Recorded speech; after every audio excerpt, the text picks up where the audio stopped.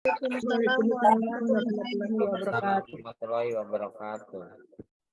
Alhamdulillah. Alamin wassalatu wassalam asrafil anbiya'i wal mursalin wa ala alihi wa sahbihi ajma'in.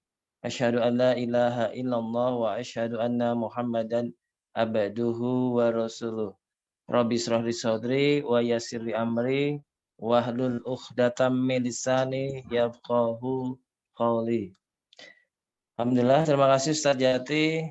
Mohon maaf sebelumnya ada trouble terkait teknis laptop, jadi butuh waktu buat untuk mengendalikan kembali untuk suaranya ini. Jadi terpaksa saya suaranya menggunakan HP, sementara untuk share screen menggunakan laptop ya teman-teman ya.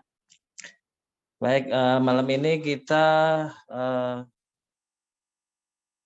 membahas terkait manasik umroh secara online ya. Baik, yang pertama kita langsung masuk terkait definisi tentang pengertian umroh. Umroh secara bahasa bermakna ziarah. Secara syariat yaitu berkunjung ke Ka'bah dengan maksud melaksanakan ketentuan-ketentuan berkaitan dengan rangkaian ibadah umroh. Jadi ziarah di Mekah ya, bukan di Madinah ya. Untuk umroh hanya di kota Mekah. Kemudian dalil umroh. Dalil umroh di Quran ada beberapa ayat, salah satunya di Al-Baqarah ayat 158. Sesungguhnya Safa dan Marwah merupakan syiar agama Allah. Maka barang siapa beribadah haji ke Baitullah atau berumroh, tidak ada dosa baginya mengerjakan sa'i antara keduanya. Dan barang siapa dengan kerelaan hati mengerjakan kebajikan, maka Allah Maha mensyukuri, Maha mengetahui. Keutamaan umroh ada beberapa hadis ya, antara lain dari hadis riwayat Bukhari, tiada balasan baginya melainkan surga. Kemudian dari Bukhari dan Muslim, penghapus dosa-dosa lalu dan dibebaskan dari neraka. Dari hadis riwayat Tirmizi, menghilangkan kefakiran atau kemiskinan. Sementara dari hadis riwayat An-Nasa'i, yaitu umroh adalah jihad bagi para muslimah. Syarat umroh ada 5. Yang pertama beragama Islam, kemudian berakal, tidak tidak sakit, hilang ingatan atau gila, kemudian balik itu yaitu terdapat beberapa tanda-tanda balik ya, bermacam-macam, tapi usia balik diawali biasanya awal umur usia 9 tahun. Kalau ciri-cirinya untuk yang perempuan sudah haid atau menstruasi, sudah mengalami haid dan menstruasi. Sementara bagi yang laki-laki sudah mengalami mimpi basah. Jadi terkait berhubungan dengan alat reproduksi. Kemudian syarat umroh lainnya yaitu mampu. Mampu tidak hanya secara fisik, tapi juga dengan mampu kemampuan finansialnya. Karena umroh sendiri biayanya juga lumayan besar ya.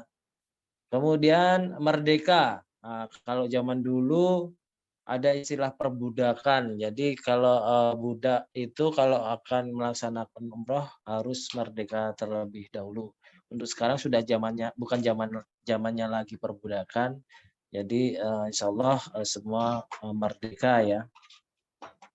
Lanjut, rukun umroh. Rukun umroh ada 5. Yang pertama, ihram dan niat. Kemudian tawaf. Yang ketiga, sa'i. Yang keempat, tahallul. Dan yang kelima, tertib. Tertib di sini berarti harus secara berurutan.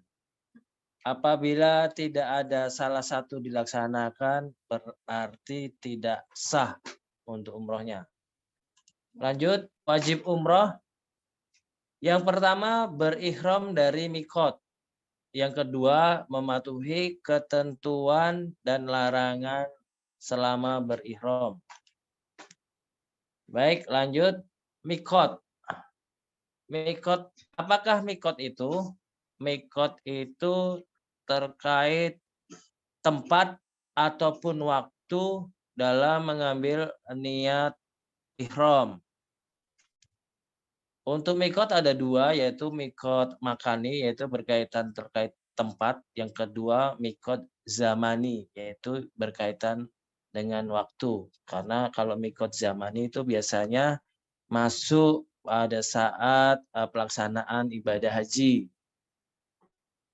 Nah, di sini untuk mikot makani ada beberapa tempat, yaitu kalau di Madinah biasanya di Masjid Zulhulaifah atau biasa disebut dengan sebutan Masjid Bir Ali. Kemudian ada Dot Irak, kemudian Corner Manazil. Kita nanti juga menyempatkan ke Corner Manazil, yaitu saat kita ziarah ke Taif nanti. Terus kemudian ya Lam-Lam, kemudian ada Al-Jaffa. Ada beberapa tempat mikot yang terdekat seperti di Masjid Bunda Aisyah ya, yaitu di Tanim.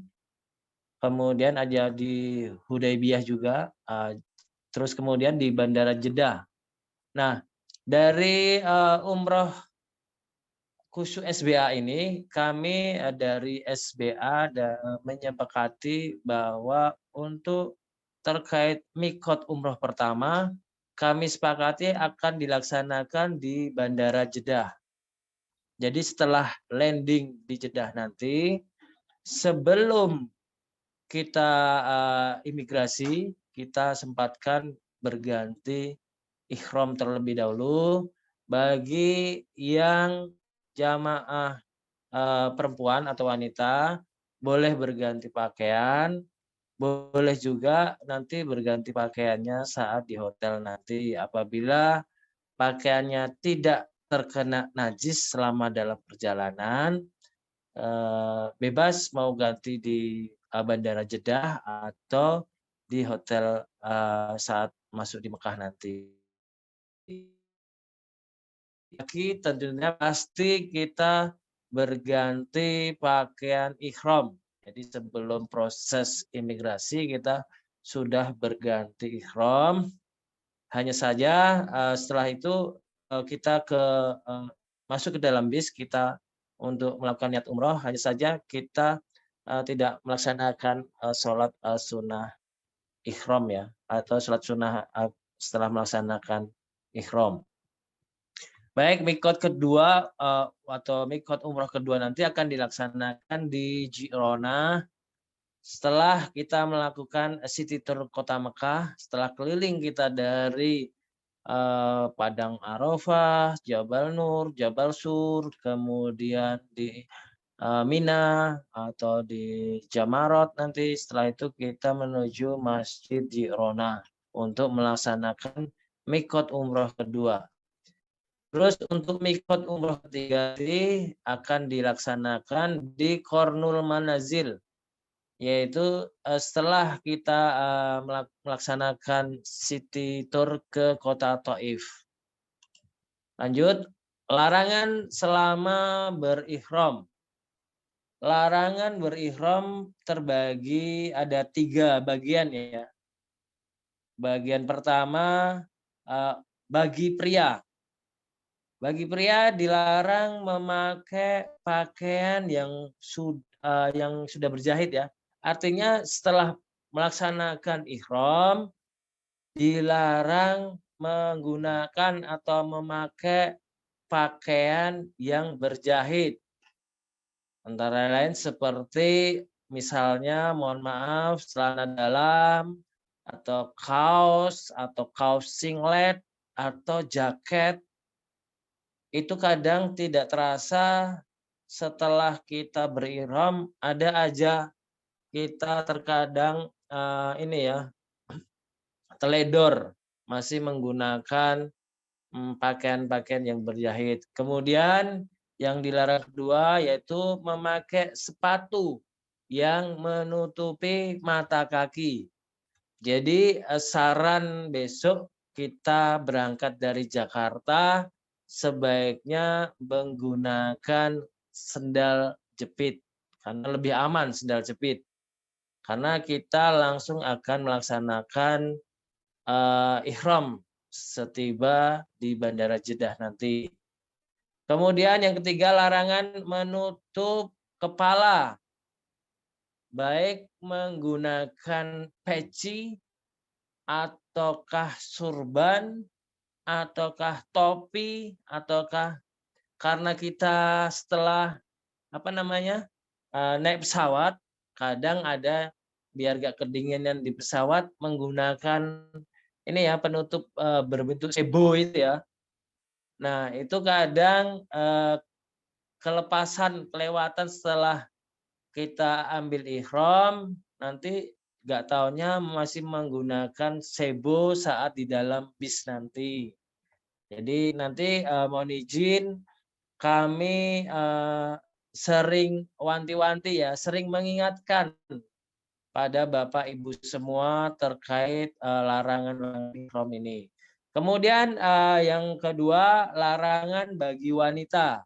Bagi wanita untuk larangannya hanya dua, yaitu tidak menggunakan cadar. Kemudian tidak menggunakan sarung tangan. Pertanyaannya, apakah boleh menggunakan masker? Untuk masker boleh nggak kira-kira? Ada yang tahu? Tidak. Tidak. Tidak boleh ya. Jadi sebagai tambahan aja ini tambahan. Jadi ada beberapa ulama untuk masker diperbolehkan apabila dibutuhkan. Artinya misalnya jamaah ada yang batuk, flu, batuk-batuk dalam perjalanan agar tidak mengganggu, karena masker dibutuhkan, diperbolehkan menggunakan masker. Dan itu tidak terkena dam dan sah umrohnya. Itu ada yang disampaikan beberapa ulama seperti itu. Kemudian yang ketiga, bagian ketiga larangan bagi pria dan wanita. Yang pertama, mohon maaf, izin rehat sejenak, kita ada azan isya dulu, waktu Bengkulu. Saya izin ini dulu ya, break sebentar untuk mendengarkan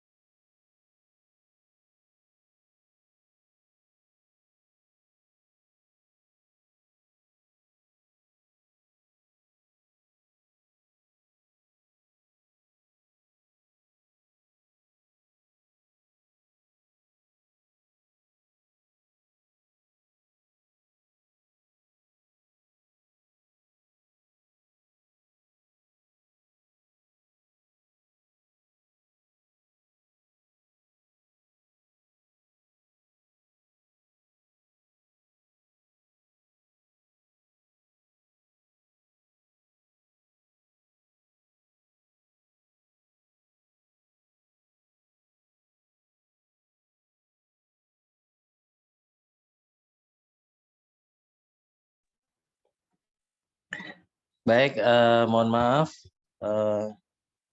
azan Isya sudah berkumandang. Kita lanjutkan kembali sampai di bagian larangan bagi pria dan wanita ya. Lanjut, yang pertama memakai wangi-wangian atau parfum kecuali yang sudah dipakai sebelum ihram. Kemudian memotong kuku dan mencukur atau mencabut rambut. Rambut apa saja ya, yang berbentuk rambut ya, yang di dalam di area seluruh badan kita. Kemudian memburu dan menganiaya binatang dengan cara apapun. Kemudian menikah atau meminang wanita. Kemudian bercumbu atau melakukan hubungan intim suami istri. Kemudian mencaci, bertengkar, dan mengucapkan kata-kata kotor. Terus memotong atau merusak tanaman yang ada di Haramain. Lanjut, dam atau denda. Sanksi yang diharapkan yang diharuskan untuk membayar dam berupa apa saja? Yang pertama, 1 ekor unta atau sapi atau 7 ekor kambing disebabkan karena melakukan hubungan intim suami istri. Ini dam yang paling tinggi ya. Kemudian dam yang berupa 1 ekor kambing disebabkan karena melanggar larangan yaitu memakai pakaian berjahit, menutup kepala, mencabut atau mencukur rambut, menggunting kuku, dan memakai wewangian. Termasuk pendahuluan jima atau melakukan hubungan suami istri seperti meraba, mencium, dan sebagainya. Kemudian dam selanjutnya berupa fidyah atau sedekah, yaitu bisa diganti dengan puasa 3 hari atau memberikan makan 6 orang miskin. Disebabkan ada beberapa penyebabnya, antara lain memakai sedikit wewangian, memotong sedikit rambut, memakai pakaian berjahit, atau menutup kepala dalam waktu singkat. Kemudian memotong sebagian kuku. Jadi ini yang agak ringan ya. Misalnya sedikit-sedikit, semua penyebabnya sedikit ataupun dalam waktu singkat gitu. Yang keempat yaitu wajib mengganti sesuai nilainya. Contohnya membayar sesuai harga binatang yang diburu atau mengganti tanaman yang dirusak. Lanjut, kita masuk di pembahasan ihram dan niat. Berihram yaitu dan mengambil niat dari mikot. Seperti yang sebelumnya kita sepakati, mikot umroh pertama nanti kita di Bandara Jeddah. Kemudian yang biasa banyak dibahas dari jamaah-jamaah umroh itu terkait sholat sunnah mikot ya. Sholat sunnah mikot itu ternyata tidak ada dalilnya ya. Hanya saja disunahkan melakukan sholat pada waktunya. Misalnya kita di Jirona pada waktu jam sholat zuhur. Nah, makanya kita disunahkan melakukan sholat sunnah zuhur terlebih dahulu. kemudian baru mengambil mikot. Sholat wajib itu ya artinya ya, ataupun sholat sunnah. Kalaupun tidak berbarengan waktu sholat wajib, bisa melaksanakan sholat sunnah lainnya. Misalnya sudah jam 1 dan kita sudah melaksanakan sholat wajib di tempat lainnya sebelumnya, maka cukup melakukan sholat sunnah tahiyatul masjid. Atau kalau masih jauh dari jam waktu sholat zuhur, kita sampai Masjid Jirona jam 9 pagi. Masih waktu duha ya, jadi disunahkan melakukan sholat sunnah duha terlebih dahulu, kemudian lanjut kita mengambil niat mikot. Niat ihram bacaannya udah hafal semuanya ya. Bacaan niat umroh itu labaik Allahumma umrotan. Jadi cukup singkat. Jadi setelah itu memperbanyak kalimat bacaan talbiyah. Labaik Allahumma labaik. Labaik la syarika laka labaik. Innal hamda wa ni'mata laka wal mulk la syarika lak. Itu silakan diperbanyak membaca talbiyah setelah melaksanakan niat umroh sampai kita tiba di Masjidil Haram. Kalau capek gimana Mas Awang? Kalau capek istirahat sebentar, minum apa sambil ngemil, kemudian lanjut membaca bacaan talbiyah. Untuk jamaah laki-laki disarankan ini ya bacaannya jahar ya, terdengar. Untuk perempuan silahkan di dalam hati. Sunahnya seperti itu. Jadi ini pakaian ihram ikhwan atau laki-laki ya menggunakan dua lembar kain ya. Sementara pakaian yang perempuan bebas pakai apa aja. Kemarin kami anjurkan menggunakan mukena, cuman daripada menjadi polemik, maka kami sepakati kami persilahkan menggunakan baju apa saja. Yang penting menutupi semua aurat. Kemudian sunahnya berwarna gelap, tidak harus hitam. Kemudian tidak membentuk lekukan tubuh. Jadi seperti itu untuk pakaian ihram jamaah perempuan ya, bebas warnanya apa saja. Lanjut. Sebelum ihram kita disunahkan beberapa poin di sini ya. Disunahkan kita sebelum ihram kita mandi besar terlebih dahulu.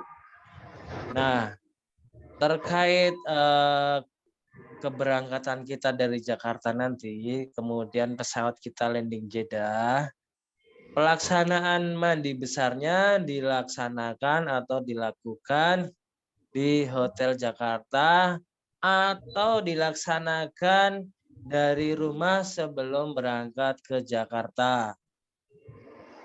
Setelah mandi besar, kemudian membersihkan badan, yaitu memotong kuku, menipiskan kumis atau brewok, kemudian mohon maaf mencukur bulu ketiak dan mencukur bulu kemaluan. Ini bisa dilakukan saat sebelum berangkat dari rumah.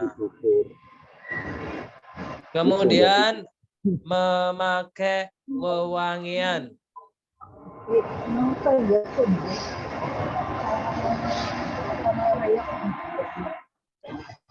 Mas Awang, untuk perempuan gimana? Apakah boleh menggunakan parfum atau wangian? Gimana? Teman-teman ada yang tahu? Boleh apa enggak? Tidak. Tidak Ah, boleh. baik. Untuk perempuan terkait menggunakan wewangian ini agak cukup ketat ya dalam fikihnya kita itu. Hanya saja di saat melaksanakan haji atau umroh diperbolehkan. Dalilnya apa? Ada suatu kisah riwayat jamaah umroh atau haji dari Madinah, jamaah perempuan itu waktu zaman Rasulullah itu menggunakan wewangian atau parfum yang diletakkan di bagian kening. Parfumnya waktu itu berwarna kuning, jadi saat terik itu parfumnya sampai menetes ke bagian muka lainnya. Dan pada saat itu Rasulullah melihat, kemudian Rasulullah tidak ada respon apa-apa, artinya tidak melarang juga. Dari dalil ini disebutkan bahwa perempuan diperbolehkan untuk menggunakan wewangian. Hanya untuk areanya cukup di bagian kening sama di bagian leher saja. Kalau laki-laki boleh, asal semuanya di area badan ya. Bisa di lidah mungkin atau di badan lah, intinya di badan gitulah kalau laki-laki gitu ya. Kemudian tidak diperbolehkan terkena kain ihram ataupun baju gamis kalau untuk perempuan ya. Jadi untuk menggunakan parfum wewangian untuk perempuan diperbolehkan, dan catatannya parfumnya jangan terlalu menyengat gitu ya, mengundang istilahnya gairah laki-laki gitu. Kemudian memakai kain ihram bagi jamaah laki-laki, bagi jamaah wanita tidak ada pakaian khusus. Baik, lanjut. Ini gambar denah Masjidil Haram. Ini yang di tengah ini ada warna kotak. Ini adalah ini ya, Ka'bah ya. Kemudian ada lingkaran setengah itu Hijr Ismail, dan sampingnya ada kayak titik itu adalah makam Ibrahim. Kemudian ada warna orange yang memanjang yaitu mas'a atau area sa'i. Baik, biasanya kita masuk melalui pintu King Abdul Aziz. Infonya kemarin sedang ada renovasi di pintu King Abdul Aziz. Jadi saya belum dapat info masuknya dari pintu sebelah mana. Jadi nanti koordinasi kita dengan Mutawif sebelumnya. Baik, lanjut. Kita ke rukun sunnah lainnya yaitu tawaf. Apakah tawaf itu? Tawaf itu adalah melakukan ritual ibadah dengan mengelilingi sejumlah 7 putaran. Mengelilingi Ka'bah ya. Diawali dari rukun Hajar Aswad dan diakhiri pada rukun Hajar Aswad. Sunah-sunah dalam tawaf yang pertama yaitu memberi hormat atau istilam pada Hajar Aswad di setiap putaran. Salah satunya dengan mengecup atau mengusap, atau cukup melambaikan Hajar Aswad dengan tangan kanan sambil membaca Bismillahi Allahu Akbar. Ini yang putaran pertama pada awal kita memulai dengan mengucap Bismillahi Allahu Akbar sambil melambaikan tangan kanan ke arah Hajar Aswad. Sementara di putaran selanjutnya cukup mengucap Allahu Akbar. Jadi tidak ada tambahan bismillahnya ya. Khusus laki-laki sunahnya bahu kanan terbuka atau itiba. Kemudian khusus laki-laki berlari-lari kecil pada 3 putaran pertama ketika tawaf pertama kali saja. Jadi sunahnya seperti itu. Kenapa asbabun wurudnya yaitu pada waktu masa kenabian umroh pertama, pejabat-pejabat dari suku Quraisy, kafir Quraisy itu sempat menghina rombongan dari Rasulullah bahwa mereka itu lemah dan sakit. Makanya untuk membuktikan tuduhan tersebut, rombongan dari umroh Rasulullah dengan melakukan laki-laki bahu kanannya dibuka, kemudian melakukan lari-lari kecil. Kalau istilah dari Ustadz Jati melakukan so'ab gitu ya, melakukan so'ab gitu. Jadi seperti itu. Jadi diawali dari Hajar Aswad, rukun Hajar Aswad, kemudian diakhiri di Hajar Aswad sebanyak 7 kali putaran. Mas Awang, apakah ada doa khususnya di dalam tawaf? Jadi dalam pembahasan dari para ulama-ulama dan dari riwayat umroh dari Rasulullah, bacaan tawaf itu hanya ada 2. Apa aja? Yaitu saat kita mulai setiap putaran dari rukun Hajar Aswad sampai ke makom Nabi Ibrahim itu bacaannya Subhanallah walhamdulillah wala ilaha illallah wallahu akbar wala haula wala quwata illa billahil aliyil azim. Ini dari rukun Hajar Aswad sampai ke makom Nabi Ibrahim. Setelah itu silahkan membaca doa-doa khusus. Diutamakan memohon ampunan. Yang pertama untuk kedua orang tua kita. Misalnya putaran yang pertama kita memohon ampunan untuk bapak kita. Sampai di sudut rukun Yamani. Setelah rukun Yamani itu sampai ke rukun Hajar Aswad ada doa khususnya.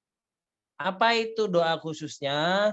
Mungkin Bapak Ibu semua udah pada hafal, yaitu doa sapu jagat. Ya, doa apa teman-teman? Doa sapu jagat. Rabbana atina fid dunya hasanah wa fil akhirati hasanah wa qina adzabannar. Ya, benar teman-teman, doanya seperti itu. Dibaca mulai dari sudut rukun Yamani sampai ke sudut rukun Hajar Aswad. Jadi di rukun Yamani sendiri juga ada sunahnya, yaitu mengusap. Ada nanti dinding Ka'bah. Hanya saja kondisi itu kondisional, artinya apabila bisa mencapai sudut tembok dari rukun Yamani itu sendiri. Kalau masih jauh tidak perlu.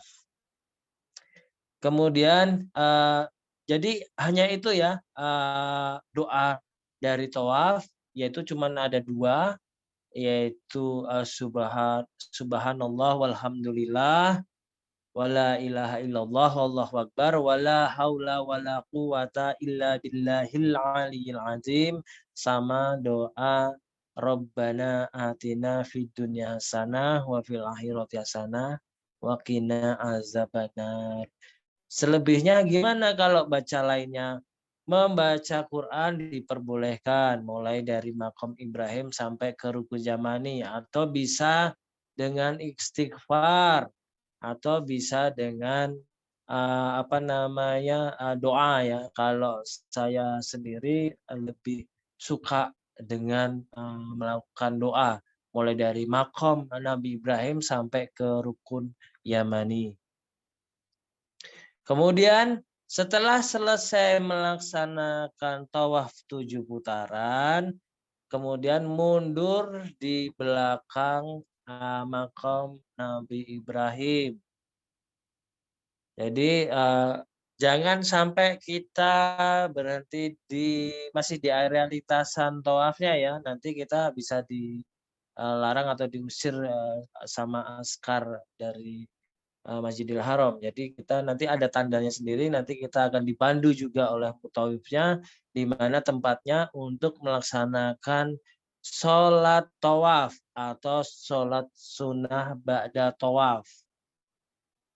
Jadi sholatnya cukup 2 rakaat, diusahakan doanya suratnya yang ringan saja. Jangan sampai karena kita saking semangatnya baru pertama kali melaksanakan sholat di Masjidil Haram dan di depan Ka'bah, kita terbawa suasana. Jadi membaca surat pendeknya yang surat-surat panjang. Misalnya Al-Baqarah 1 juz gitu. Jangan sampai karena kita terbawa suasana ya. Jadi sunnahnya dari sholat sunnah tawaf atau sholat sunnah ba'da tawaf, yaitu ini ya, surat pertama, yang rakaat pertama surat Al-Kafirun. Qul ya ayyuhal kafirun dan sebagainya. Kemudian rakaat kedua setelah membaca Al-Fatihah, membaca surat Al-Ikhlas atau biasa disebut kulhu. 2 rakaat itu saja. Setelah itu kita boleh minum air zam-zam. Sebenarnya di dalam umroh meminum air zam-zam bukan bagian dari sunnah. Karena minum air zam-zam itu sunnah untuk rangkaian tawaf ifadah ya, dalam rangkaian haji ya. Itu sunnahnya, sunnah tawaf ifadah itu setelah sholat di sholat sunnah tawaf langsung meminum air zam-zam. Tapi hanya saja kita juga diperbolehkan selama umroh setelah melaksanakan sholat sunnah tawaf diperbolehkan meminum air zam-zam karena kita kan haus juga. Atau selama waktu kita tawaf kita juga boleh sambil minum ya, sambil minum air zam-zam karena biar nggak dehidrasi ya. Itu teman-teman sebelum masuk masjid boleh membawa botol dan mengisi. Jadi terkait dengan tawaf itu mohon dijaga wudhunya.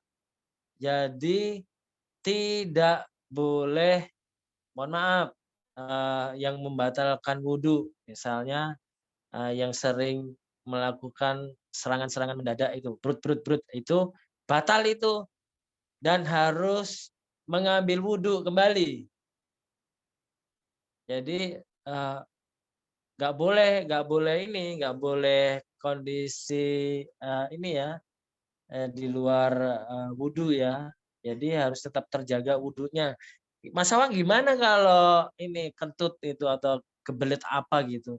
Ya kalau kentut kebelet BAB atau BAK silahkan nanti ini mundur, cari tim dari SBA atau nanti mutawifnya untuk mengantar ke toilet. Kalau yang perempuan bisa dengan Mbak Neni, kalau yang laki-laki bisa dengan saya sendiri nanti. Jadi nanti kita ke toilet sebentar untuk melaksanakan hajat. Apabila cuma sebatas kentut, bisa langsung ambil wudhu.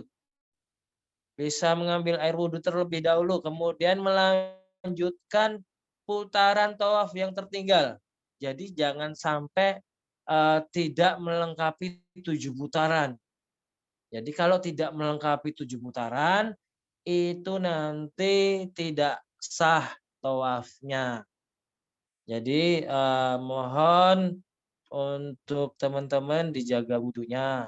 Biasanya yang terkendala itu secara nggak sengaja itu buang air ya, buang angin ya, buang angin itu secara refleks kadang nggak sengaja kelepasan aja gitu.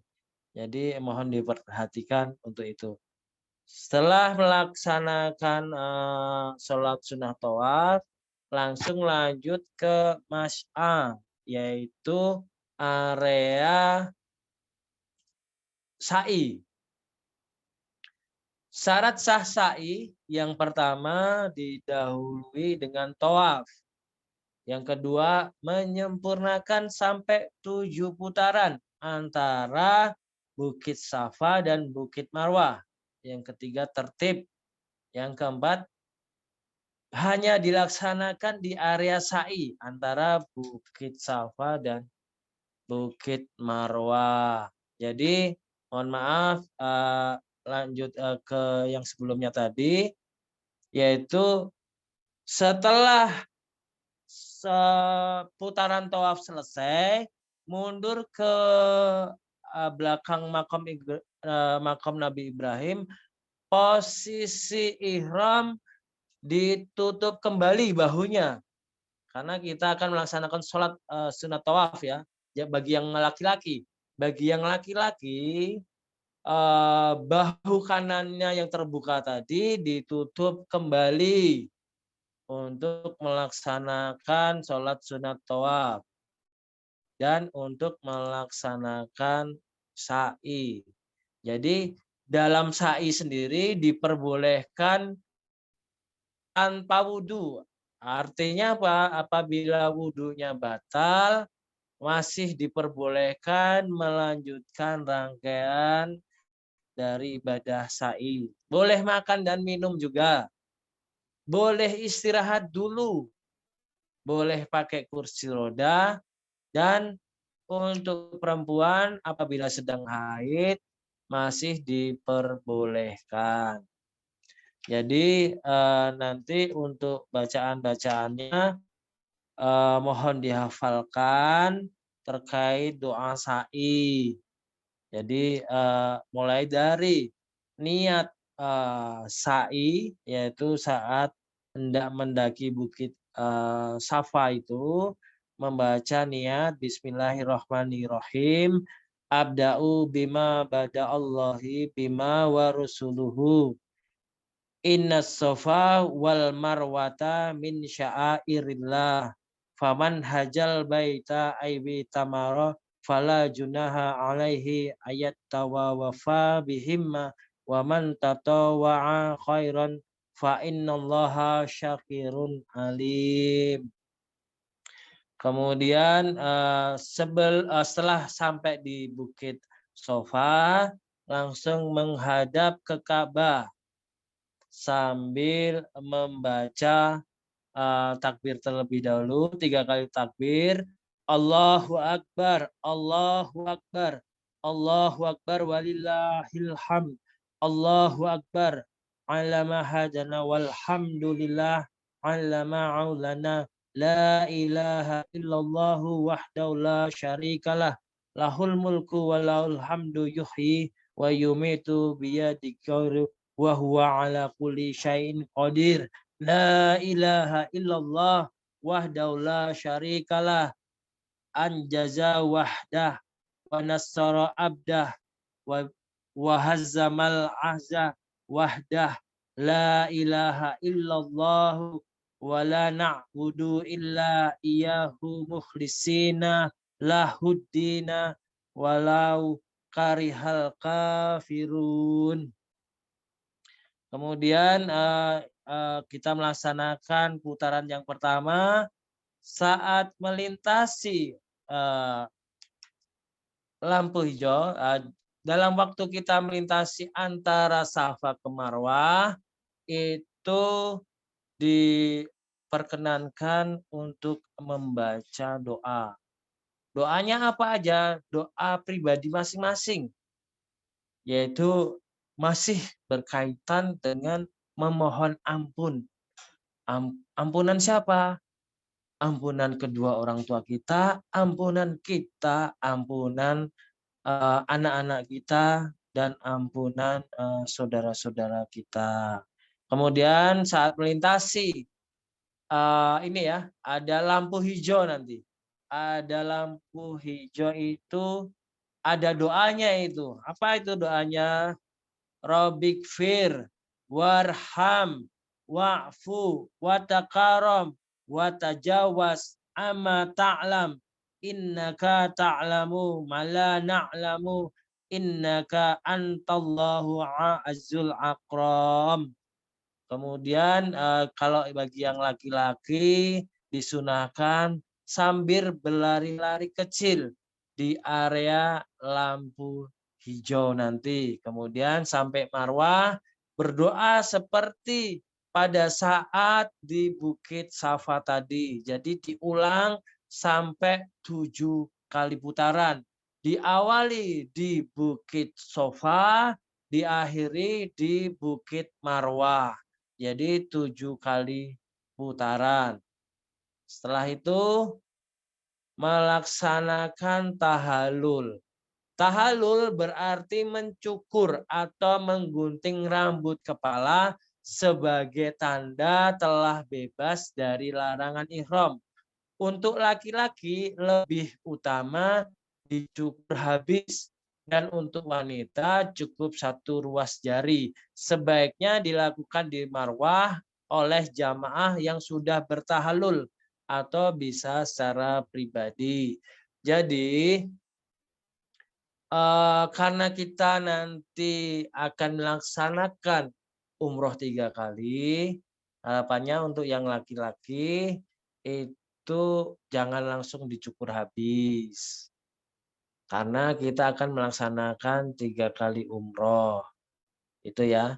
Terus harapan kami masing-masing jamaah juga membawa gunting. Guntingnya gunting lipat aja.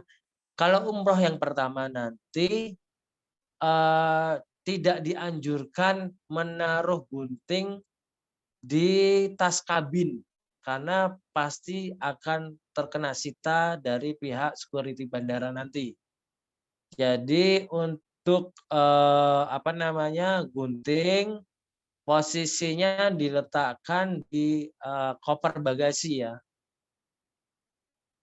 Berarti dengan berakhirnya tahallul berarti selesai rangkaian dari ibadah umroh. Kita kembali ke hotel untuk melanjutkan acara bebas ya. Mungkin kalau ibu-ibu biasanya berbelanja atau shopping gitu. Baik, itu aja untuk manasik umroh online-nya. Mungkin ada pertanyaan bisa disampaikan, monggo.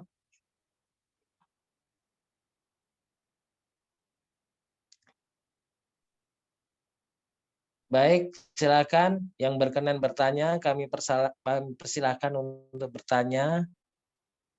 Baik, terkait manasik umroh. Ya, monggo Bu Iin. Assalamualaikum warahmatullahi wabarakatuh. Waalaikumsalam. Mengenai tentang pemakaian kaos tangan itu masalah. Ya. Kaos tangan itu kan kita pakai itu istilahnya tertutup ya. Tangan jari tangan kita tertutup. Nah, bagaimana kita kan pakai mukena itu kan dalam ya. Dalam itu mukenahnya. itu kan tertutup juga tangan kita. Apakah itu sama dengan seperti kita memakai kaos tangan atau karena tidak dibuka karena tertutup oleh apa namanya mukena itu? Soalnya kalau kita ini kemarin, kalau kalian yang pergi kemarin kan memang nggak pakai mukena yang panjang, cuman apa yang setengah badan itu aja. Jadi masih bisa melihat apa telapak tangan itu. Cuman bagian tangan yang bagian atasnya memang ditutup, telapaknya yang terbuka gitu loh. Nah ini kalau kita pakai yang apa kita pakai umpamanya mukena yang panjang itu kan itu tangan kita memang tertutup istilahnya kan buka kita tidak mengangkat mukenanya gitu. Apakah sama itu atau gimana gitu. Nah kemudian kedua masalah rambut ya Mas Awang. Kan kita perempuan ini sekarang banyak rambut yang gugur ya. Nah, apakah rambut yang gugur itu, umpamanya kita sudah sebelum memakai apa tadi, pakai tutup kepala jilbab atau apa kayak gitu ya, mukena gitu. Ada rambut kita gugur, apa itu termasuk ke ini larangan juga gimana? Terima kasih. Waalaikumsalam warahmatullahi wabarakatuh. Jadi yang dimaksud dengan sarung tangan yaitu yang menempel di tangannya, Bu. Jadi langsung menempel di telapak tangannya. Apabila kita menggunakan mukena itu kan tidak menempel di kedua tangan kita ya. Posisinya tidak menempel. Kalaupun tidak kalaupun merasa ragu saat menggunakan mukena bisa dikeluarin kedua tangannya. Seperti itu. Terus untuk yang kedua terkait rambut rontok. Jadi rambut rontok itu tidak apa-apa, Bu, asal yang penting tidak sengaja digunting atau dicukur atau dicabut. Jadi istilahnya ada unsur kesengajaan. Kalau tidak sengaja tidak apa-apa. Jadi jawabannya yang pertama dan kedua seperti itu. Terima kasih Mas Awang. Sama-sama Bu Ii. Monggo lanjut, siapa lagi? Apaan Ustadz? Baik, monggo. Ini sama juga Mbak Iin.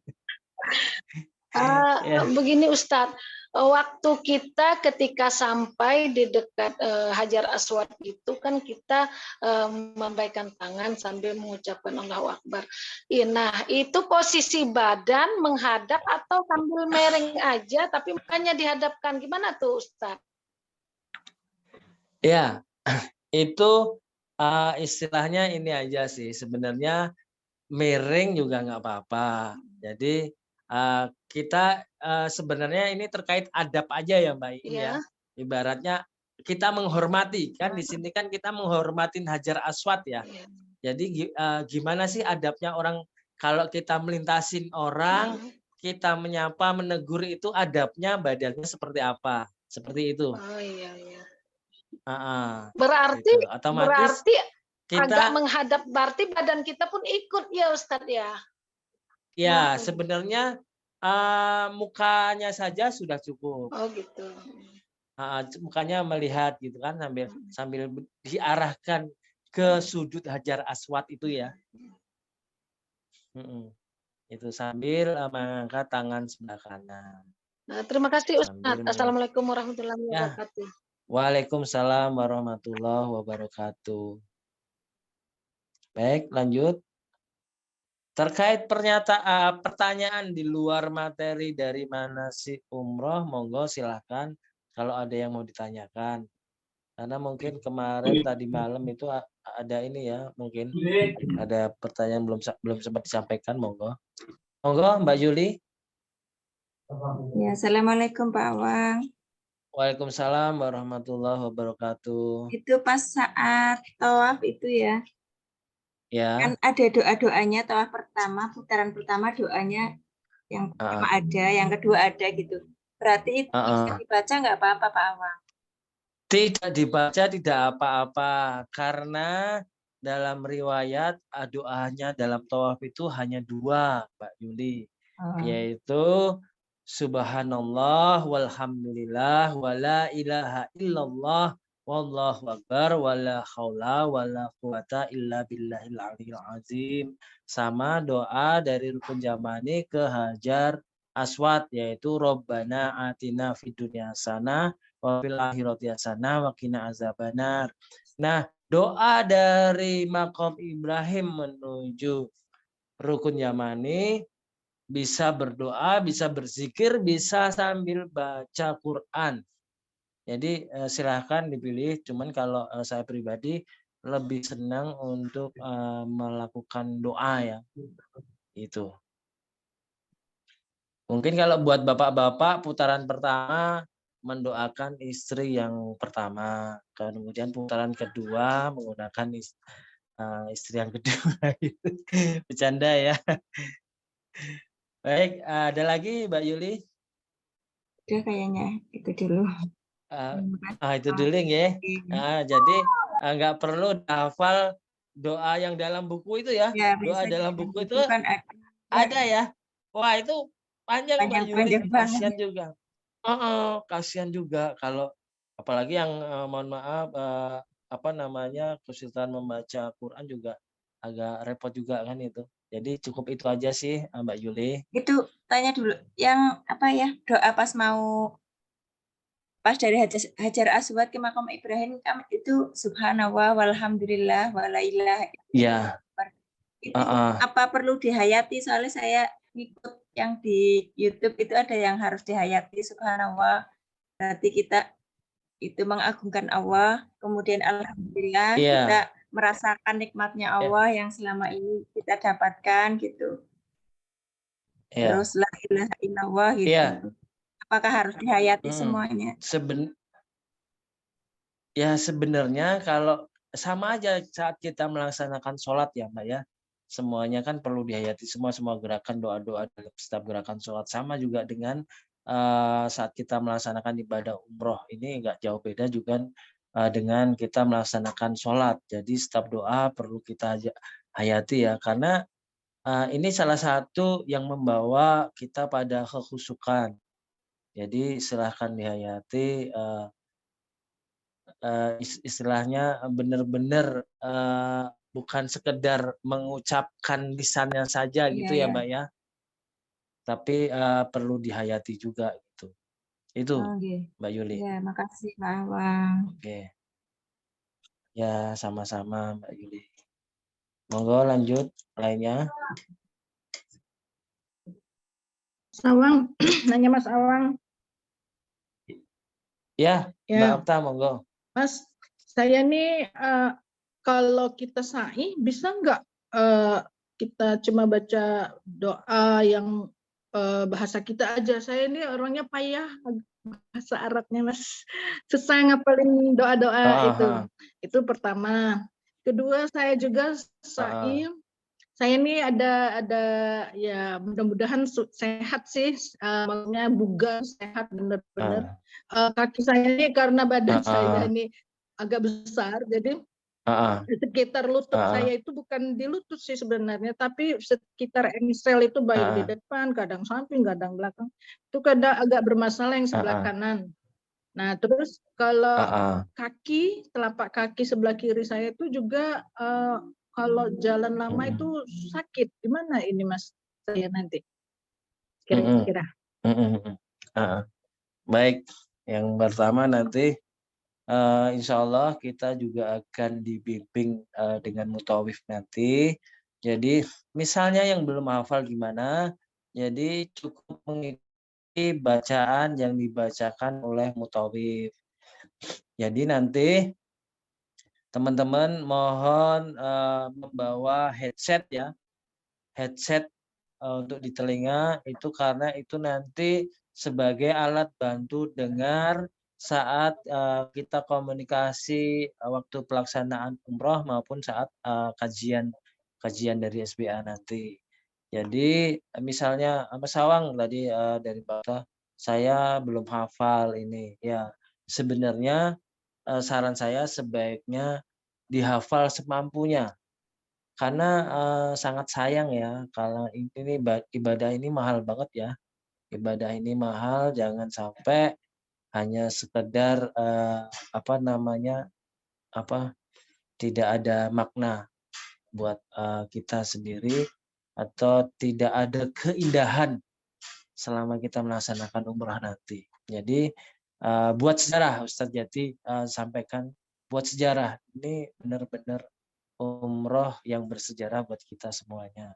Jadi maksimalkan dulu sampai seperti apa kita menghafal doa-doa, yaitu kalau untuk sa'i doa yang perlu dihafal yaitu bukan doa putaran 1, yang kedua, yang ketiga itu bukan, tapi doa pertama niat sa'i, kemudian bacaan waktu kita saat di Bukit Sofa maupun di Bukit Marwah, sama di waktu di lintasan lampu hijau nanti, seperti itu. Kemudian Mas Awang, kaki saya ini sakit, gimana nantinya? Jadi seperti ini ya, Mbak Okta.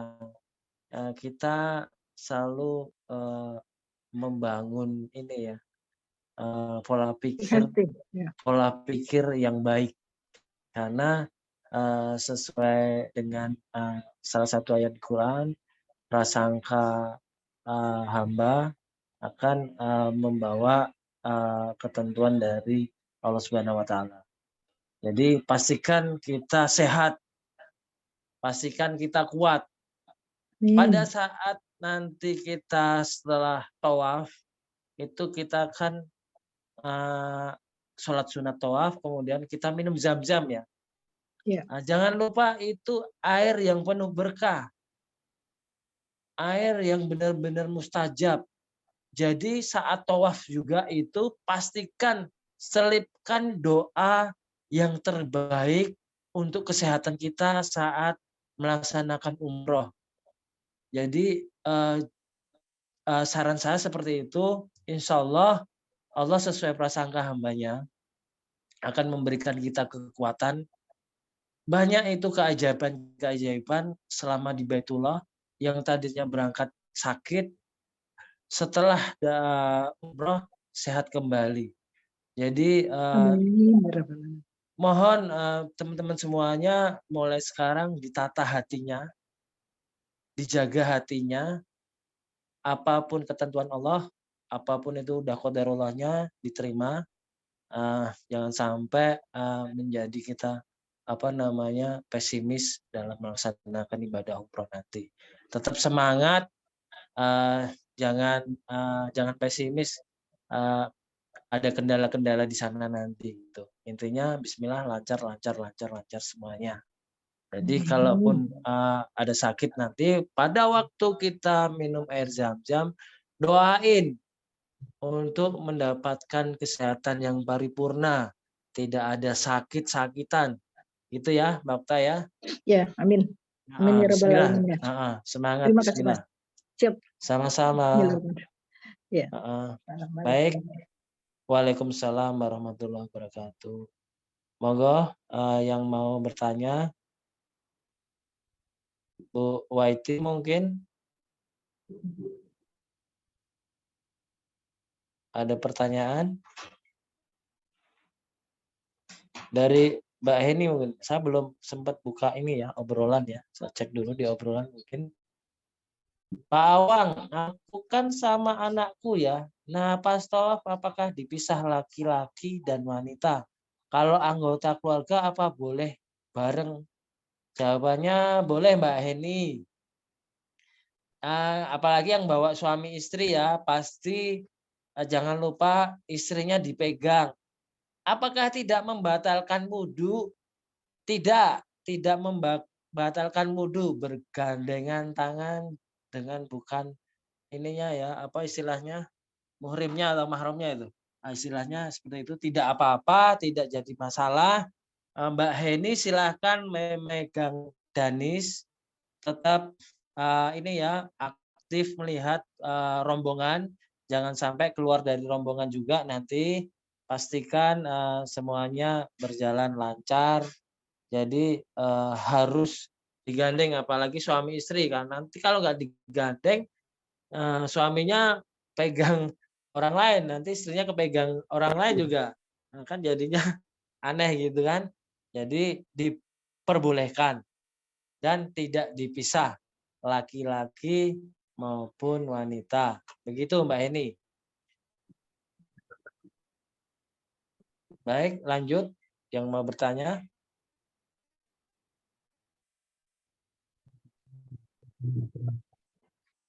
Mbak Nasri mungkin ada pertanyaan? Tanya lagi Pak Awang. Ya, monggo Mbak Yuli. Tadi pas tawaf kan kalau pas setengah putaran terus kita batal wudhu gitu, terus kita kan keluar ya, keluar Yeah. dari putaran tawaf terus kita ambil wudhu. Yeah. Terus di situ nanti meneruskan lagi atau ngulangin dari awal? Kalau pas batal wudhu, tahu posisi titiknya di mana pas batal, boleh dari situ. Cuman apabila dari ragu, diawali dari putaran terakhir. Misalnya udah putaran ketiga ya, pas jalan mau putaran keempat batal. Nah, kalau ragu atau lupa titik batalnya, bisa kembali lagi dari Hajar Aswad mulai dari putaran ketiga. Jadi intinya putaran totalnya 7 kali putaran. Seperti itu Mbak Yudi. Oh, tapi nanti ditungguin juga ya sama rombongan. Iya, ditungguin. Insya Allah kita tungguin. Kita tidak buru-buru. Jadi insya Allah semua teman-teman nggak usah khawatir mau ditinggal apa seperti apa sama rombongan. Tetap nanti kalaupun ditinggal, pasti rombongan tidak berhenti di situ. Takutnya nanti kita diusir askar. Kita mungkin menunggunya di bagian belakang sholat sunnah tawaf nanti. Seperti itu. Jadi sebelum kita awali sa'i bareng-bareng, kita tunggu teman-teman yang belum menyelesaikan tawaf. Karena itu bagian dari syarat sah sa'i nanti, menyempurnakan atau didahului dengan tawaf. Artinya tawafnya harus sempurna. Seperti itu, Mbak Yuli. Oh iya, iya Pak Awang. Apa ada doa khusus biar enggak batal wudhu Pak Awang?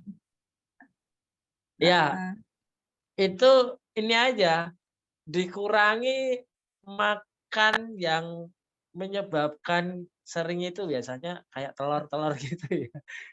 Sering bikin ini ya. Intinya sebelum itu bisa konsumsi obat mah karena bisa mengontrol asam lambung ya. Biar nggak begah perutnya nggak begah ya. Soalnya pernah dengar Karena kita pernah dengar di IG gitu ya, kalau pas orang mau ke Mekah itu katanya kalau mau ke Masjidil Haram ada doa biar nggak mudah batal wudhu. Ya, kalau itu saya belum tahu. Coba aja nanti sebenarnya doa dalam hati udah cukup, Pak, juga itu. Ya Allah ya. Monggo silakan Pak matur sama Allah seperti apa gitu. Sendawa kentut saya sebagai sendawa saya dan air seni saya sebagai keringat saya gitu. Bisa itu boleh. Ya, boleh ya. Monggo silakan. Ya, makasih. Mungkin doa kita sholat wudhu barangkali Bu Yuli. Jadi kita sholat wudhu itu kan ada sholat wudhu kan ini sebelum sholat sunat wudhu. Nah setelah sholat sunat wudhu itu kita mohonlah kepada Allah walaupun pakai bahasa Indonesia. Ya Allah jagalah wudhuku, aku mau melaksanakan ibadah yang seberat ini gitu. Mudah-mudahan itu menjadi ini oleh Allah ya. Karena kita itu boleh juga itu salah satu dari ikhtiar ya. Berarti sebelum berangkat itu sholat sunnah wudhu dulu ya Pak Awang. Tadi saya soalnya ketinggalan wifi-nya mati.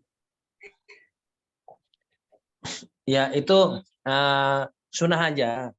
Jadi boleh dilakukan, boleh tidak dilakukan. Monggo yang terbaik aja Pak Yuli. Ya, makasih Pak Awang. Ya, sama-sama. Yang lainnya mungkin ada tambahan pertanyaan?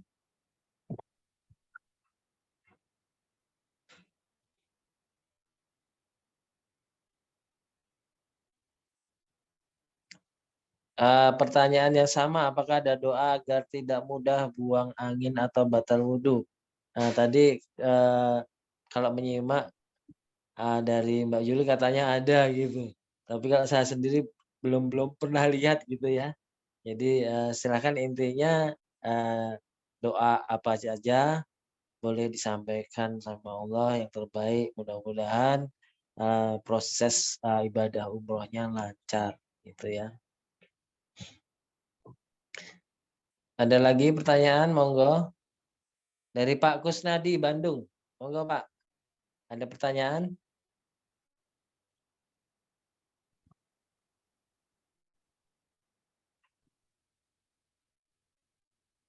Atau udah cukup?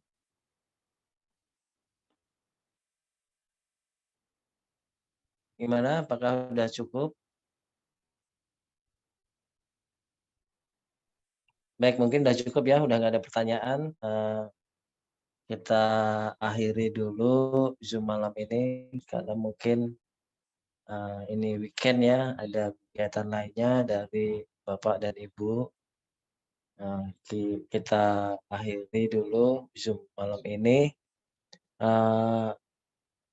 Tambahan lagi info juga buat teman-teman bagi yang akan melakukan penukaran rial ya. Terakhir besok kita close untuk order. Bagi yang belum order, kami persilakan japri ke saya untuk order ini ya, apa namanya, rial.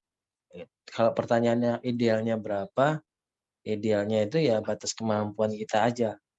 Kita hanya apa namanya, kemampuannya satu paket, cukup satu paket. Intinya tidak dipaksakan juga, karena itu untuk makan sendiri kita udah dicukupi dari harga paket, yaitu makan 3 kali sehari. Terus itu bagi yang ingin shopping ya biasanya ya, itu biasanya membutuhkan real. Atau untuk jajan pahala. Apa itu jajan pahala? Yaitu melakukan wakaf ya, wakaf haromain. Apa itu wakaf haromain? Bisa berbentuk Al-Quran, bisa berbentuk kursi lipat. Jadi nanti wakafnya diletakkan di Masjidil Haram atau di Masjid Nabawi. Berbelanjanya sudah pasti menggunakan rial. Gimana kalau rialnya habis di sana? Di sana juga ada money changer, ada ATM juga, atau bahkan sebagian dari pedagang-pedagang di sana menerima mata uang rupiah, yaitu pecahan 100.000 dan 50.000. Hanya saja kendalanya, misalnya harganya 70.000, mereka tidak akan memberikan kembalian dan kita harus membayar 100.000. Jadi kita kehilangan 30.000 gitu ya. Jadi mereka menerima, sebagian besar dari pedagang di sana menerima uang pecahan rupiah, tapi yang mereka terima hanya besaran pecahan 100.000 dan 50.000. Baik, itu aja informasi terakhir. Ya. Apakah kita pergi mengunjungi tempat percetakan Al-Quran juga, Mas Abang? Insya Allah nanti saat di Madinah nanti ada museum Quran sama ada museum baru, saya lupa itu namanya. Bukan apa museumnya kemarin. loh Mas Abang, ke tempat percetakan Al-Qurannya. Soalnya kan kita kalau mau wakaf Al-Quran kan sebaiknya kita membeli Al-Quran sana. Kalau kita beli di pinggir-pinggiran apa itu nanti seperti di Mekah sendiri di Masjidil Haram kan nggak kita masukkan di sana hanya beberapa menit udah diambil lagi, tidak diterima gitu. Nah itu jadi untuk wakaf Quran nanti sebaiknya kita koordinir aja secara kolektif. Jadi nanti kita sampaikan siapa yang mau wakaf Quran, karena harapannya biar kita menggunakan Quran yang recommended khusus untuk di Masjidil Haram maupun Masjid Nabawi, yaitu percetakan dari Madinah yang sudah ditunjuk resmi dari pemerintah Arab Saudi. Jadi itu di luar juga bebas dijual, hanya saja hati-hati karena kita sendiri juga sebagian jamaah dan nggak paham, makanya kami sarankan secara kolektif nanti kita akan berbelanja dengan mutawifnya yang lebih paham daerah sana. Seperti itu, Bu Iin. Terima kasih. Ya, sama-sama. Baik, ada lagi pertanyaan? Kalau sudah tidak ada pertanyaan, kita akhiri untuk manasik umroh online-nya. Baik, terima kasih semuanya atas kehadiran dari Bapak Ibu. Saya ucapkan alhamdulillah. Kita tutup dengan doa kafaratul majelis. Subhanakallahumma wa bihamdika asyhadu an la ilaha illallah astaghfiruka wa atubu ilaih. Baik. Assalamualaikum warahmatullahi wabarakatuh. Waalaikumsalam warahmatullahi wabarakatuh. Terima kasih, Mas Awan. Sama-sama. Ya, monggo Ustadz. Boleh di-close.